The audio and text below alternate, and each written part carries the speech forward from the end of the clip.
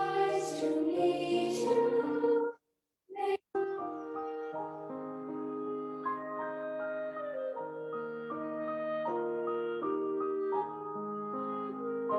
May the road rise to meet you. May the wind be always at your back. May the sun shine warm upon your face, and rain fall soft upon your fields. May the road rise to meet you. May the wind be always at your back.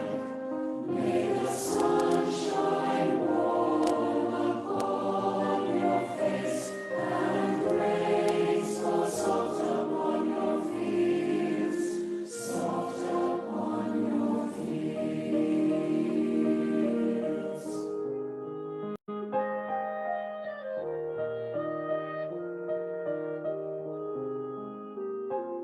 May the joy you bring to others be multiplied to you, and may all the days of your life be filled with peace.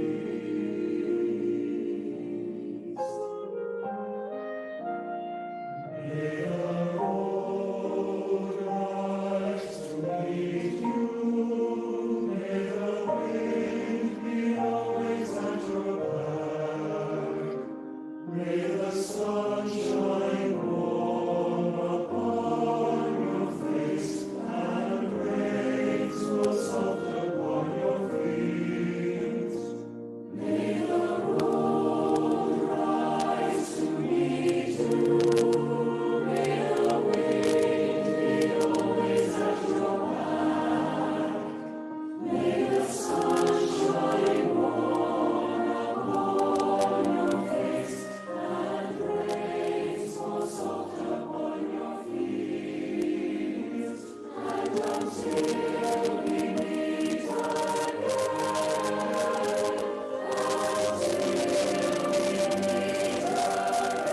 again, may God hold you, may God hold you, may God hold you in the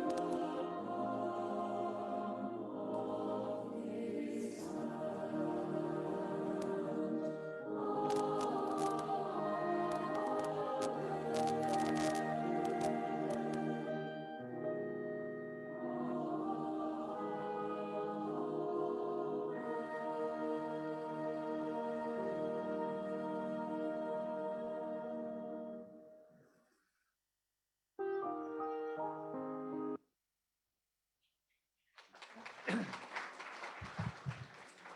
Thank you, Kirk. Now, if you join me in the Pledge of Allegiance. I pledge allegiance to the flag of the United States of America and to the republic for which it stands, one nation, under God, indivisible.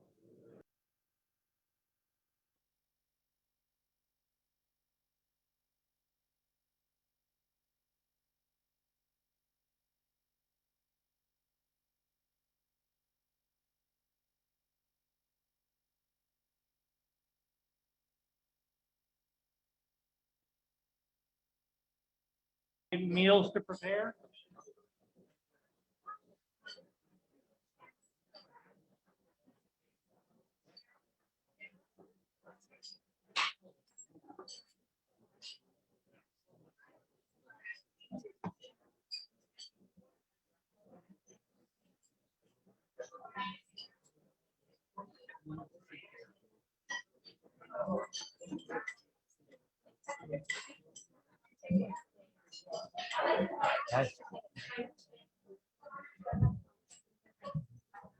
Thank you to everyone who helped with the setup for today's meeting. Jared, Naris, and Sarah, Vaughn, Kate, Lisa, to our scribe, Susan, to our photographer, Steve Linder. Thank you all for your service today.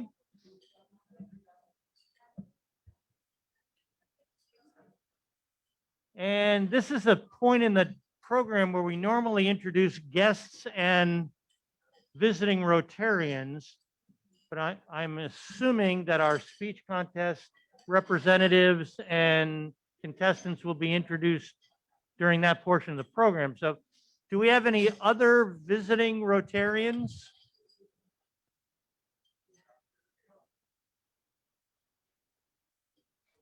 Guests of Rotarians.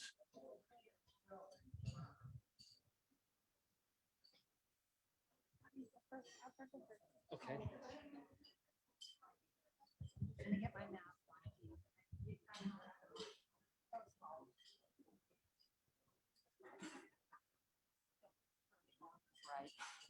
Oops. Okay, hello, everyone. I have two guests who are visiting our club. We have Barbara Castro, who is visiting us from Illinois, the Carterville Rotary. She also now is living in Las Vegas, and so she's visiting and checking out our club. And then we have Jason Frederico from Westpac Investment Services, and he also is visiting us, and hopefully will become a member soon.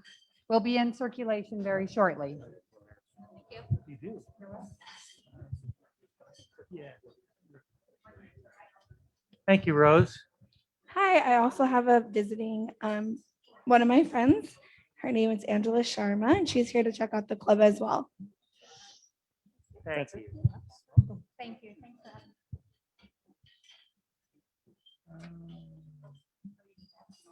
I don't see any other guests.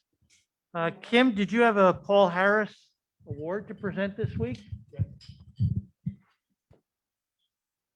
All right, fellow Rotarians. It's another time for me to recognize a Rotarian who's doing wonderful things in supporting our Rotary International Foundation. And today, I'm glad to give this Paul Harris +5 to Tony Kern. Can you come up, please? Paul Harris +5.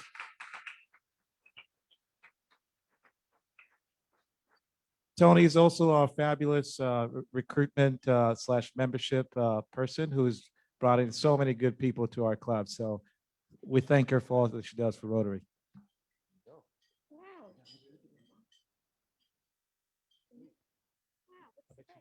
No, not today. Congratulations.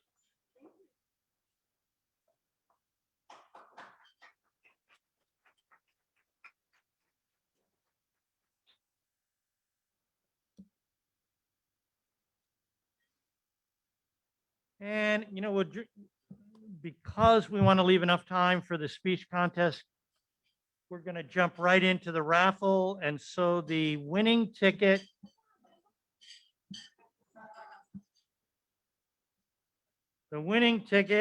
for the chance to pull the Joker would be ticket 5311733.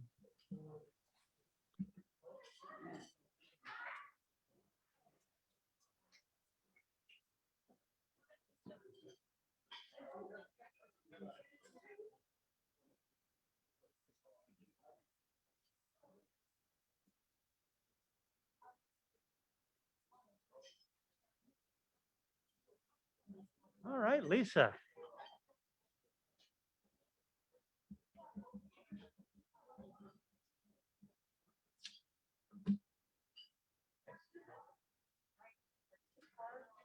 Pick a card, any card, pick the Joker and you win. All right, we have a winner. Hold it up for a second.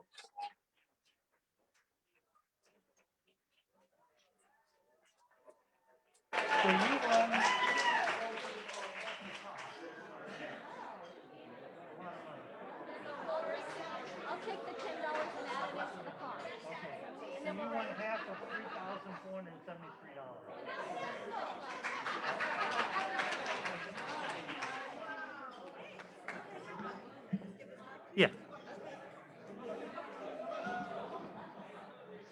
So Lisa just won half of $3,473, plus half of whatever we collected today. And the other half went to the Rotary Foundation.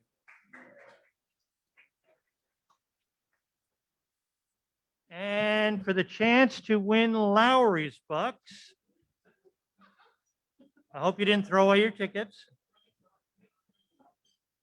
The winning ticket is 5311695.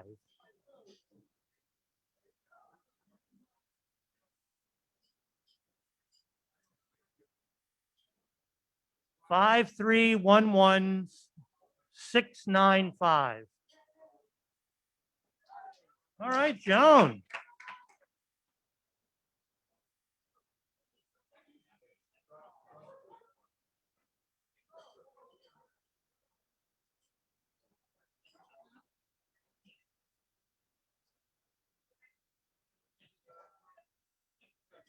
All right.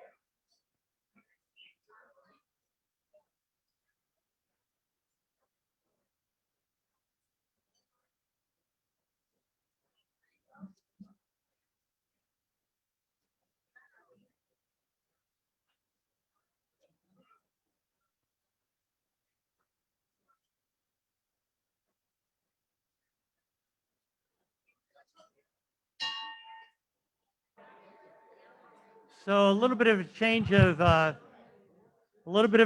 pace from our normal meetings. We're going to dispense with all the other announcements and go right into the Rotary four-way speech contest. And so, Rose, if you will come up and introduce the people who are running the speech contest today, please feel free, everyone else, to eat while the contest is going on, but we want to give the contestants as much time as possible and the judges as much time as possible. So we're just going to jump right into it.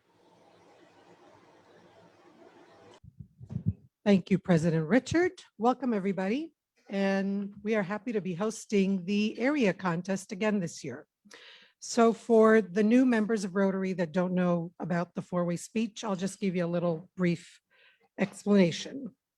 The purpose of the four-way speech contest is to acquaint a large number of young people with Rotary and the four-way tests to determine and enhance Rotary's commitment to our youngsters, to enlighten awareness of Rotary additionally among parents, schools, and community, to recognize and encourage and reward hard work and accomplishments for youngsters. So with that said, I will turn it over to Fred Fukumoto, who is going to be the moderator. Thank you. Oh, please silence your cell phones. Thank you. First of all, I want to thank the Las Vegas Club for hosting the area competition. It's a great opportunity to bring together three speakers from the Downtown Club, the Green Valley Club, and the Las Vegas Southwest Club. And so I ask you to hold your applause for the speakers until all three have spoken. After the third speaker has finished, I will ask the judges to leave the room to accumulate the scores. And I will bring the speakers back up so that they can introduce themselves to you, tell you what school they're from, and a little bit about themselves. And so I would like to start now with speaker number one.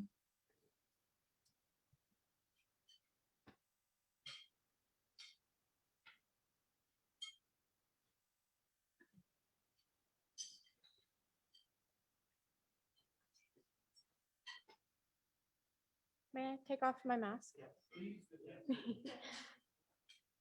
Good morning, everyone. As I joined Rotary, I knew that there would be endless opportunities opened for me when I joined through the amazing outreaches that it has to offer. Yet, I never thought that it would spark one of my most significant passions and help me pursue it along the way.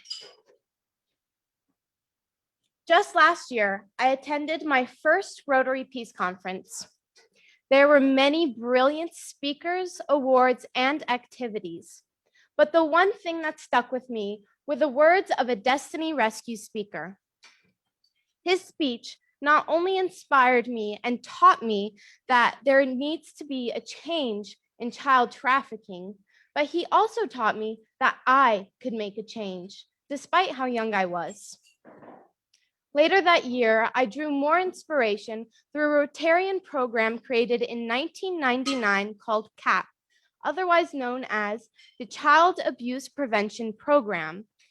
Its goal was to, quote, reduce the incidence of child abuse locally, nationally, and internationally through the power of educating the public.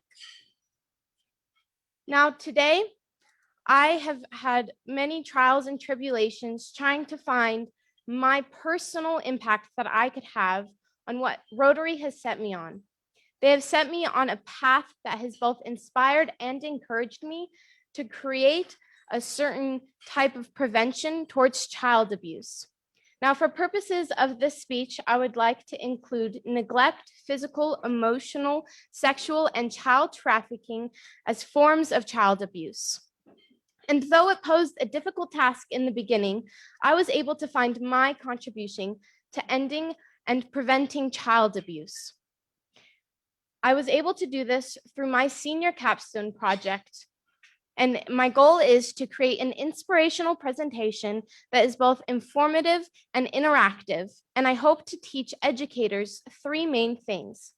The first thing being educating them on how to identify certain child abuse indicators in their students. Second, equipping them with the knowledge of how to approach these children in a safe way. And third, and finally, to be able to give them the proper connections to be able to properly report the suspected abuse. Now, today, I'd like to apply child abuse to the Rotary four-way test. The first test it must go up against is it the truth? Well, the truth of the matter is that nearly 700,000 children are abused yearly just in the United States alone. And from this abuse, about 5 children every day die. The truth is that child abuse has no restraints. It crosses all socioeconomic educational levels, cultural backgrounds, ethnicities, genders, religions. No one ever said that the truth would be easy. The second test we will apply is it fair to all concerned? Well, is it fair that a child must endure this kind of abuse before they can even know right from wrong? A child who is either too scared or is not able to speak up for themselves yet. Statistics have proven that children who suffer neglect and physical abuse haven't even reached their first birthday. Now, I'd like you all to consider this hypothetical with me. Right now, if I asked everyone in this room to stand up, most of you would. Others would need some coaxing, maybe some hand gestures, but eventually I could get each and every one of you to stand up without questioning me. Why is this? Why would you listen to me? Well, right now, as a speaker, I have a small position of authority, and you as the audience trust that what I ask you to do will not harm you in any way. This is a small demonstration of how child grooming works. If you are unfamiliar with this term, child grooming is defined as the emotional connection a predator establishes with a child with the opportunities that they have with this relationship to lower the child's inhibition with the objective of sexual assault. Sadly, the truth is that 76% of these child abuses are performed by their parents, and 90% were performed by children that the victims knew the predator. Is it fair to these children to be betrayed by those that they should be able to trust? You know, we're always teaching our children stranger danger, but maybe it's about time that we start teaching them the truth of the matter. The third test we will consider today is, will it build goodwill and better friendships? But how can it build goodwill and better friendships? Most children, even those who have been rescued from their abusive situations, still experience emotional and physical trauma. This is because they are not given the proper care after they've been taken care of, after they've been rescued. And they are often left to cope with what happened to them all alone. The brain has a terrible defense mechanism that it first resorts to. Its default is to blame themselves. Children who are not able to stop this abuse cannot properly process the information that is happening to them, and their brain instead recognizes a failure within itself. This blame that a child places on them can be reflected through the isolation through their friends and peers. It can also negatively impact their education, causing grades to drop, or even increase the likelihood of criminal activity. Clearly, children who have been in abusive situations cannot properly build goodwill and better friendships with others without the proper care. Now, for the final test, is it beneficial to all concerned? I'd like to tell you about Lily and her story. Lily was born in 2008 to her mother, Lauren, and her father, Jeff. Eventually, her parents split up and she lived with her mother while occasionally visiting her dad, who began dating a woman named Renee. Now, whenever Lily would come home from visiting her dad, she would become very emotional and clingy to her mother. And her mother and family would begin to notice that there was an absurd amount of cuts, bumps, and bruises on her that were not normal for her age. One day, as Lauren was dropping her daughter off, she became very emotionally upset and expressed that she did not want to go to her dad's. Sadly, Lauren still had to drop her off, but little did she know that this would be the last time that she saw her baby girl alive. That day, in 2010, Renee called 911 and explained to the dispatcher that she was home alone and had dropped Lily on her head after giving a bath and that she was unresponsive. After her death, the medical examiner explained that she had died from blunt force trauma to the head and that there were exponential signs of long-term sexual assault. Lily died at the age of 2, knowing great pain and suffering. 2 years old. Lauren has to deal with the fact that she lost her only child, a type of grief no mother should be able to comprehend. So why don't you tell me, who benefits when a child is abused? Clearly, we have not passed the Rotary 4-way test, and this is why there needs to be a change.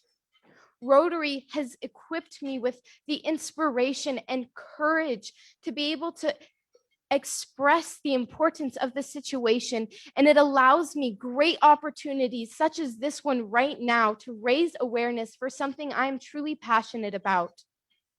So I'm going to ask the same thing of you guys that Rotary asked from me. I've given you the facts. You know the truth. So now I'm asking you to go out there and save those children who cannot yet speak for themselves. Thank you.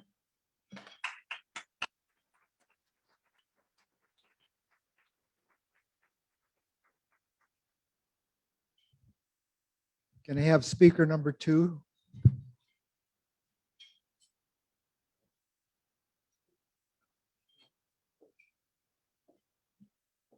You want to hold the mic or you want to speak? Okay.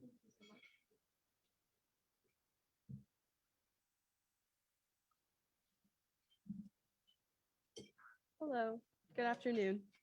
Can everyone hear me? Is the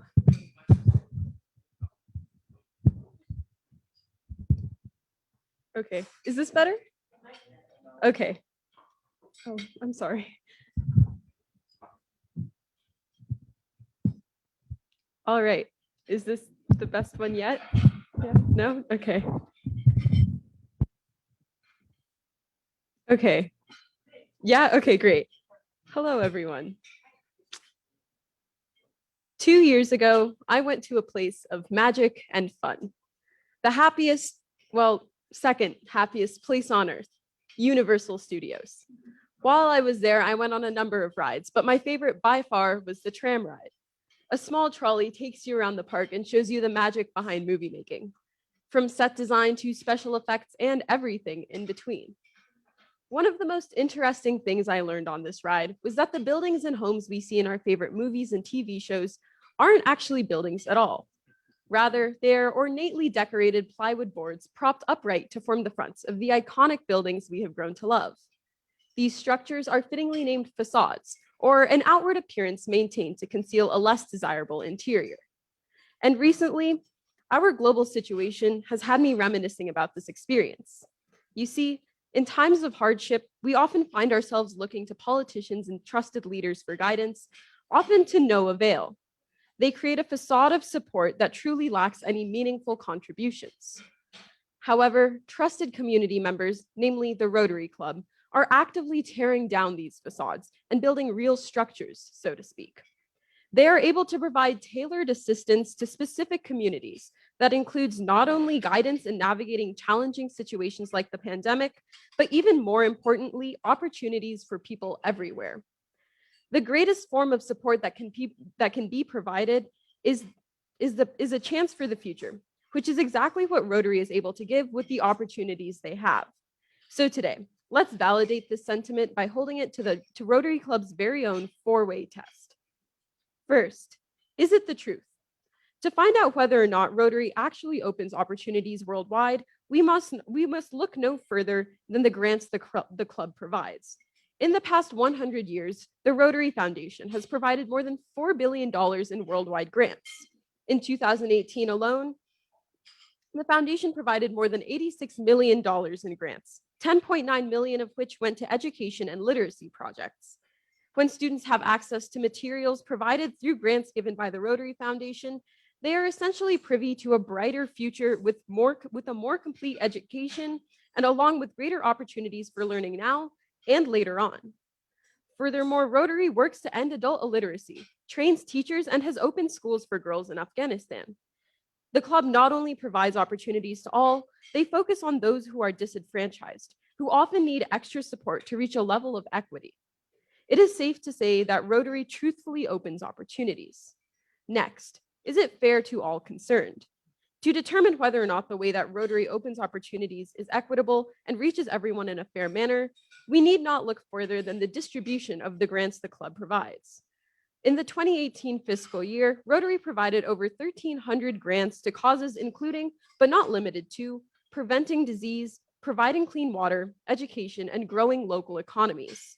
The majority of these grants were given to programs that promote life-sustaining activities. It is only fair to prioritize human lives worldwide. This includes a concentrated focus on eradicating polio that has been ongoing and successful since 1979. Fairness can also be found in the various volunteer opportunities provided by the Rotary Club. They are targeted for specific communities. For example, Rotarians from Colorado drove to New Mexico to provide solar-powered electricity for homes in the Navajo Nation. Both parties treated each other with respect, which allowed a relationship to blossom and for resources to be fairly distributed to a part of the world that has since been ravaged by the pandemic. Now that we have established that Rotary is fair and truthful in the opportunities it provides, the third question we must ask to evaluate Rotary's methods is, will it build goodwill and friendships? To answer this question, we can first examine the Rotary Community Corps and second, the Friendship Exchange.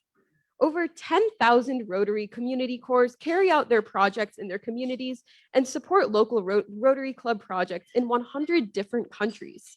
For example, Rotarians in Japan forge lasting connections with young people while teaching them about disaster preparedness, providing vital opportunities for them to learn life-saving first aid.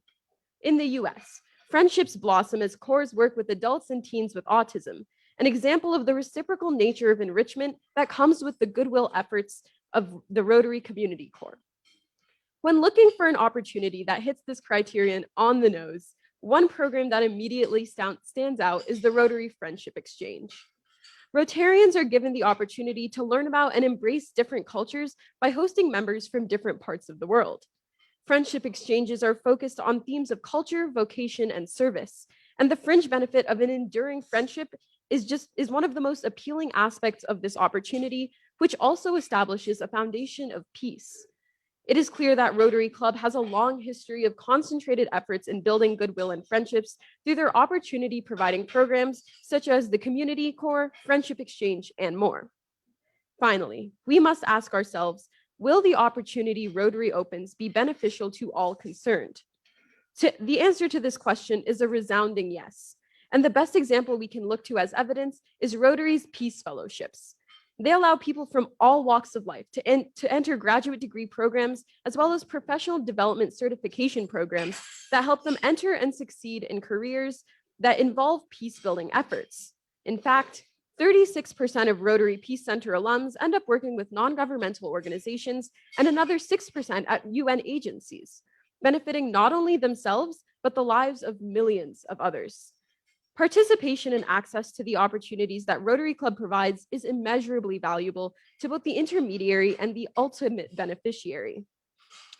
As some are provided with education and funds for their projects, the communities and environments they live in are enriched and ensured a better future, benefiting everyone involved at any given time.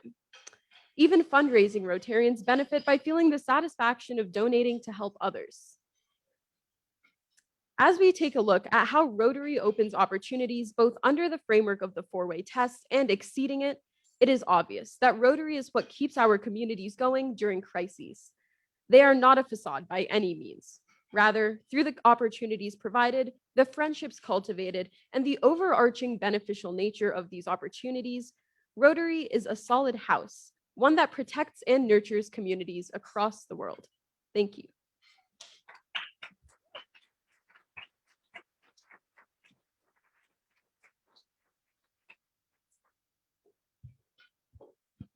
Could I have speaker number 3 come up?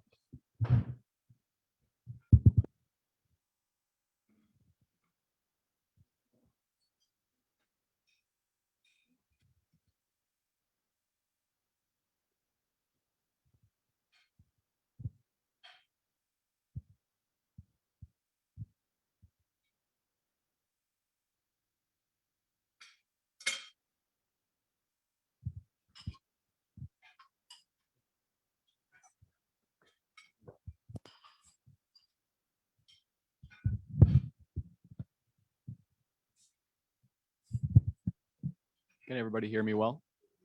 All right, great to hear. A little louder? All right, great. Okay, I'll be starting in 3, 2, 1. For the longest time, the United States has always been known as the guardian of peace, the purveyor of liberty, and most importantly, a nightmare to all those who impose tyranny. However, this title in recent years has been put to the test, especially with the rise of a new adversary that we've been hearing a whole lot about in our political world, China.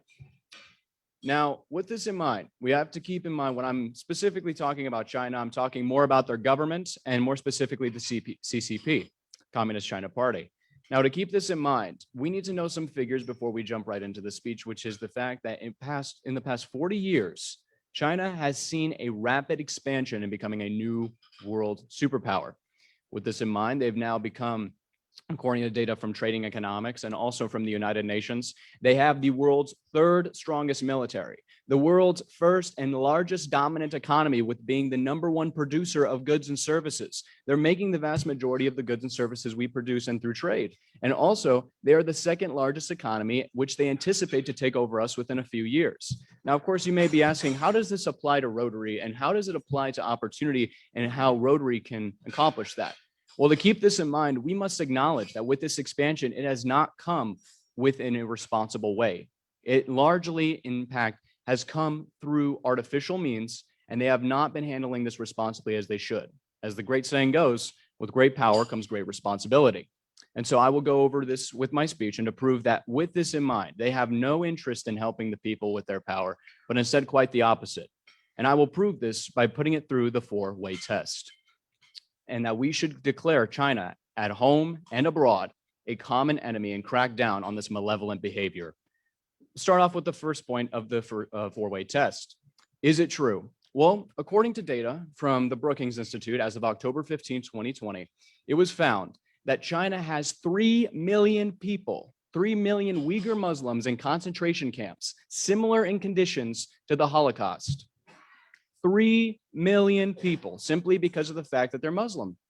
This goes against our belief in the United States in the First Amendment that we are allowed to have freedom of belief and freedom of religion.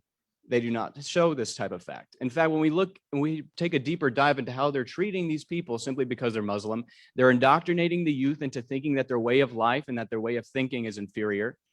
The people who are able to work are being put to work to the point of death.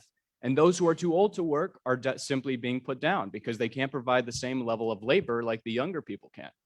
This way and this mentality of leadership should not be tolerated.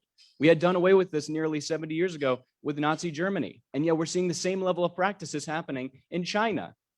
And yet, when we move on to the other point that I want to explain that it is true, it is the fact that China has also made sure that they have a plan by the year 2025. They want to be the #1 and only producer of goods and services. You heard me right. Your choice right now to buy American, your choice to buy right now to buy from Germany, your choice right now to buy from any other country in the world if you don't want from China will not be an opportunity anymore. You will not have that choice because they will have a greater monopoly than they do right now. And they've been proving this with their economic system, and they've been proving this with the way in which they've been handling things, as I've stated. They wish to be the global superpower house of the world. Now, what's the problem with that? Of course, you may ask, what's the problem with them wanting to prosper? Well, here's the problem with that. They're using this power in a way to curb other people's liberties and opportunities. According to data from the Washington Post back in 2019, they found that they're using debt trap diplomacy. Now, you're probably wondering, what is debt trap diplomacy? Well, here's how it goes. In Africa specifically, nearly 25% of these countries are being put in so much debt, in fact, that China is using this debt and they're being so encumbered by it that they then use it to negotiate a deal to have free to no labor cost. So let me get this straight. They're contacting countries in Africa and they want to use their labor. And of course, China's seeing an increase in living standards. People are making more money because the economy is growing over there. With this in mind, things are becoming more expensive to manufacture. And with that in place, they need to keep their labor costs low so people keep deferring to them in terms of trade. How do they do this? They get countries like Africa that are developing and need capital to develop. They give them the money, so much money that they can't be able to pay it off. And then the moment that they're asked to pay it back, China comes out with the agreement that you will, in your form of repayment, you offer free labor. So they're basically continuing what Christopher Columbus did, or many other colonists did in Africa during the Columbian Exchange. They've revamped it, repackaged it, and brought it to the modern day. It's a modern form of slavery, and we're letting them get away with this. Now, to move on to the second point, is it fair to those concerned? And with that, I say it is more than fair to those concerned. In fact, our lack of involvement on this issue for a number of years has made it unfair because people, not only within China, no longer have the ability to practice what they believe in a free way. They don't have the right to protest in a free way. And if they believe in something that's outside of the religious scope because they're a communist country, they are being put to death or they're simply being put down, as with the example seen with the Uyghur Muslims. If we don't act right now in deeming them a common enemy, and if we don't do what it takes to crack down on what they're doing, then they're only going to continue to do it, and it's only going to get worse. They're going to do what they've done to these African countries but on a bigger scale in the number of years if we don't do what it takes now. And the way we do it is by acknowledging what we haven't done in a while, which is intervene on this very pressing matter. And to finally, to move on, not finally, but to move on to the third point, will this build goodwill and friendships by creating a common enemy? Will creating such a negative attitude by going about a country, especially a country with a lot of impoverished people that doesn't take care of their people well, won't this create more of a divisive nature? And with that, I say no, because what we have to acknowledge is the fact that, if anything, with us realizing that we have a bigger threat to our liberties and our opportunities at home and abroad, we can set aside our differences, whether it be through class, religion, race, or whatever, because we will come to the agreement and finally the conclusion that there is something that is more vital that we have to worry about than our differences socially. And we're seeing that. We're seeing that in a smaller school, as I've elaborated. And it's important that we stress this now, because as my previous speakers have kind of outlined very, very lightly, is the fact that we have a polarization problem in our country. We're finding a very hard time to agree on issues. And this is a problem because we can't hold people accountable. We're too worried about how we think and how we behave toward others because they're different than us. But we're not really taking the time to really realize what the people at the top are doing, who the people in charge are doing. We're caring too much about our differences and not more about what makes us the same and why we should work together to accomplish something greater for ourselves and humanity in general. And finally, the fourth point that I want to highlight that will make this point stand out more than ever, which is, will this be beneficial? And if I haven't proven through enough with the previous 3 points, then I'll prove it to you further. It will do it for 2 reasons, as I've outlined through the speech a lot of times. One, it'll bring back opportunity. And I thank organizations like Rotary International and Rotary Club of Las Vegas, because it gives me that opportunity to stress this point that we need to act, and we need to act now. But also, it will give back opportunity to those who were concerned, as I have outlined in my speech. I love the fact that I'm able to give these points and show you these facts and show you the truth. But there are people in the world that simply can't show these facts or don't have access to these facts and don't know the truth. And with that, I urge you all today to act today and make sure that when you're voting for your ballot box or whenever you're looking at the candidates, pay very close attention. Don't look at your fellow American as an enemy because they're different from you. We're all Americans at the end of the day, and we're all human beings. And right now, we're facing a big threat. And if we don't act, we won't have any opportunities left. And why this will be the solution is because it'll stop this radical takeover. And 2, it'll bring us together like we've never seen in a very long time. Thank you.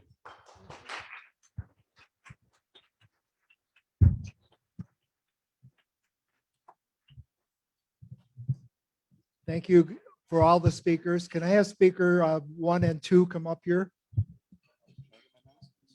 No, you're fine. Yeah.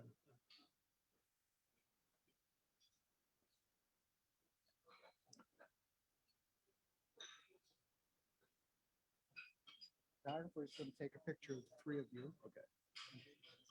Good job, by the way. You're great.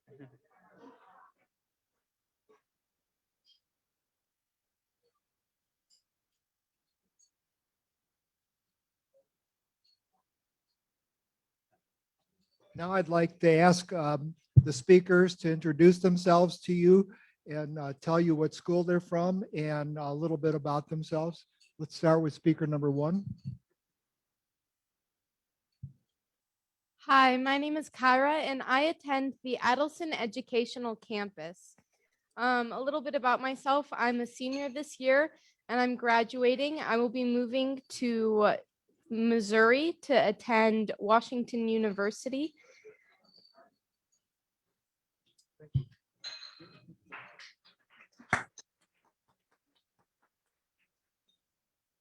Hello, my name is Shohini Mandel. I'm a junior at Green Valley High School, and I'm currently the vice president of the speech and debate team over there. And I just wanted to say thank you for this opportunity and for having me.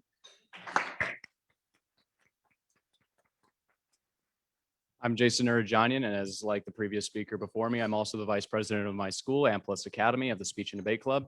And just so you know a little bit about me, I know quite a bit about stats and statistics, if you couldn't tell from my speech. And I'm a very optimistic person. I'm very driven, and I plan to go to a very high prestigious college. I won't state which one, don't want to jinx it. And I also plan to in my career, I plan to become an investment advisor and take that capital and make something better of our world.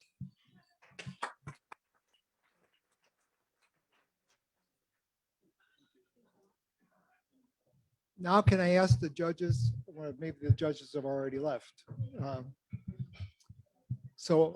Jim Camburn, the coordinator of the four-way speech contest for Nevada, is here and would like to say a few words.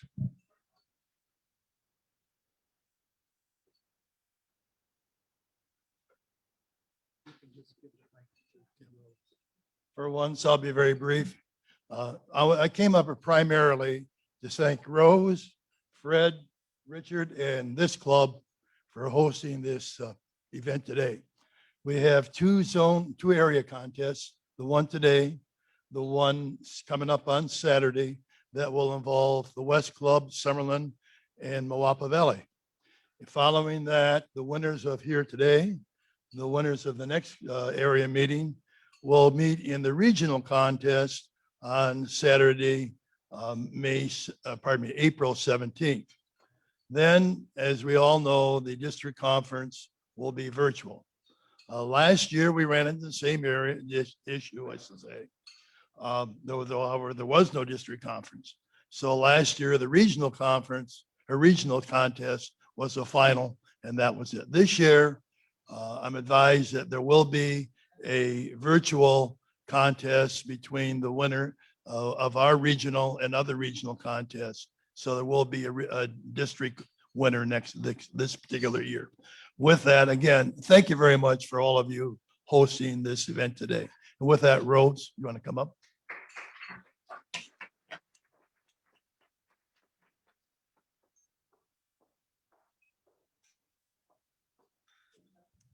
I would just like to thank you all and for being here and for allowing us to host you guys again. And you can all just, I guess, mingle until we get the results back in. Thank you.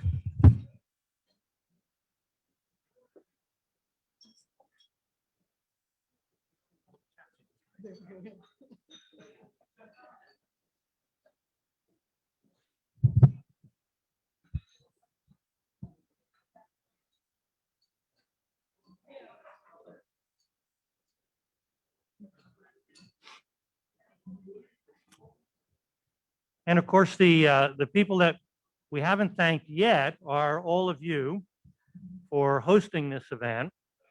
Obviously, the pandemic and the problems with hosting live events in California has created quite the problem for holding this contest or the music contest or any of the other ones that we've come to enjoy every year. And so the fact that we were able to do this live was absolutely wonderful. And thank you to all of you who gave your attention to the three speakers. That was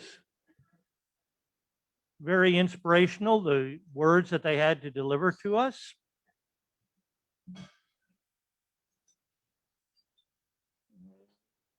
Just looking around here, it looks like the judges are still out. So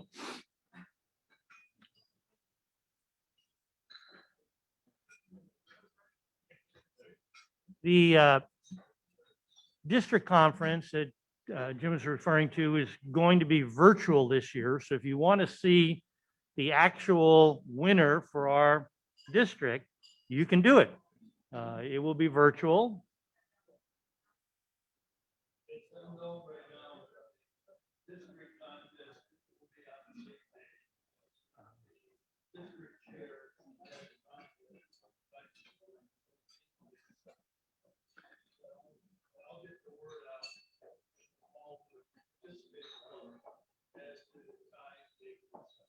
That'd be wonderful. I mean, one of the disadvantages that this pandemic has created is turning out to be, in some respects, an advantage, because in a normal year, you would have to get in your car and drive to California to see the finals. And this year, hopefully, it will be up as a Zoom and we can all, anyone that's interested can watch.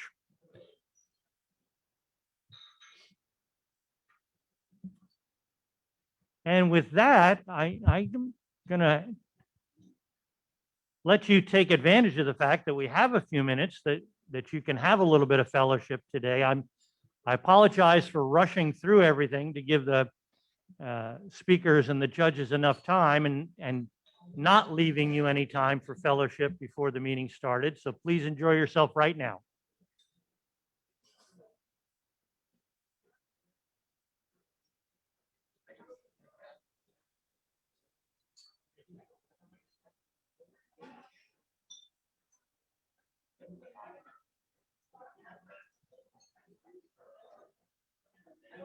Hey guys, I'm going to sign off for my other Zoom meeting, so y'all have a good week. Okay, bye, Karen. Bye, Karen.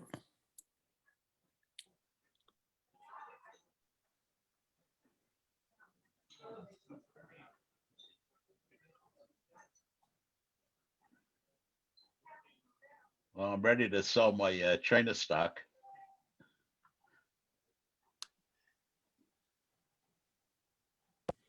That was a great speech. Well done. Yeah, he did some research.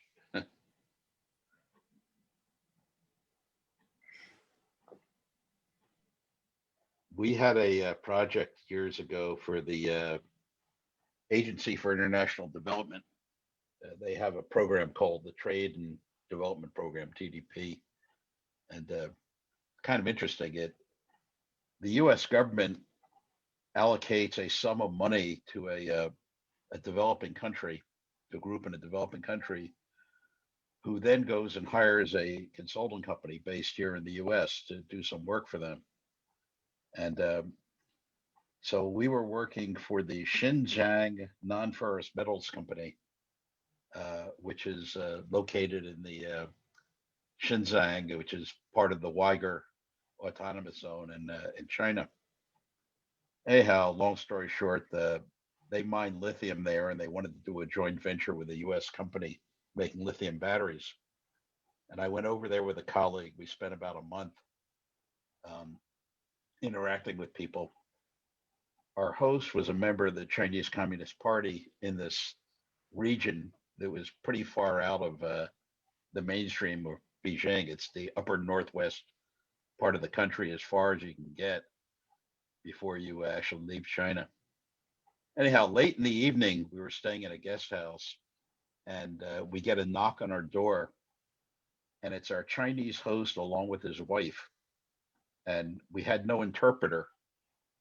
His English was not great, but we learned he had a teenage daughter who had a hearing disability, and he was hoping on our next trip over, we could arrange to bring him a hearing aid.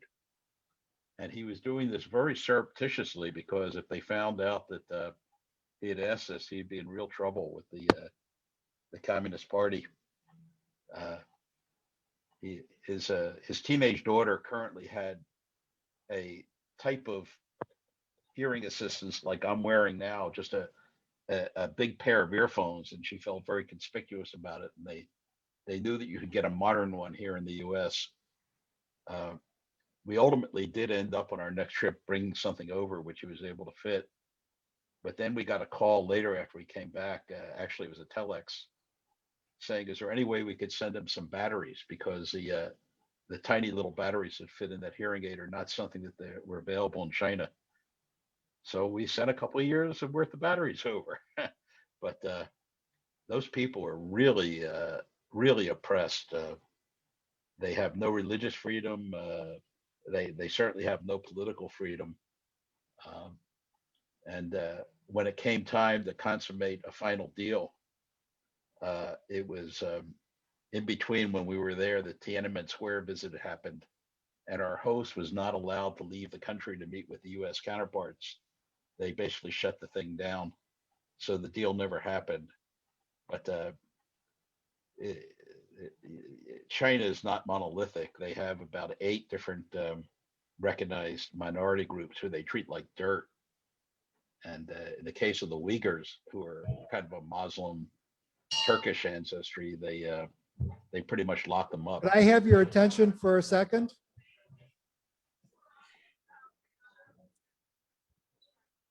Can I have our 3 speakers come back up to the podium?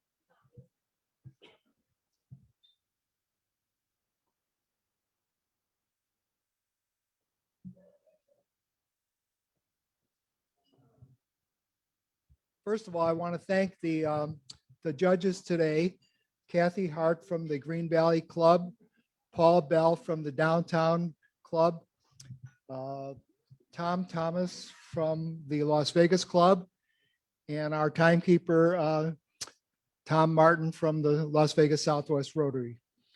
We have a winner. And so let's hold our applause until I present all three monetary prizes. Our winner today for the area competition is Jason.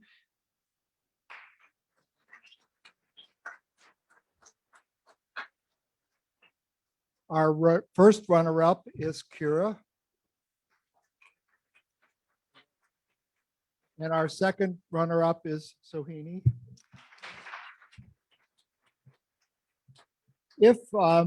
If Jason's not able to compete at the regional competition in April, then Kira would be the alternate. And so thank you again for all the wonderful speeches. Thank you for hosting today.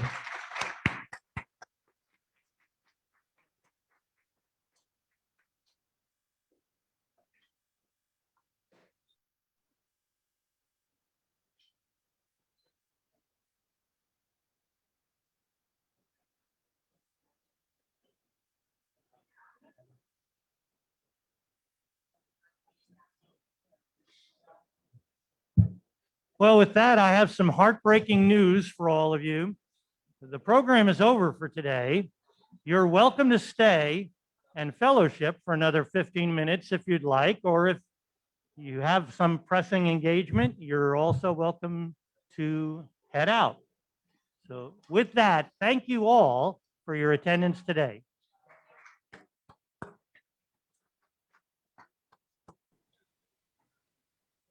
Happy corned beef and cabbage, everybody. Same to you. Bye. Bye, everybody.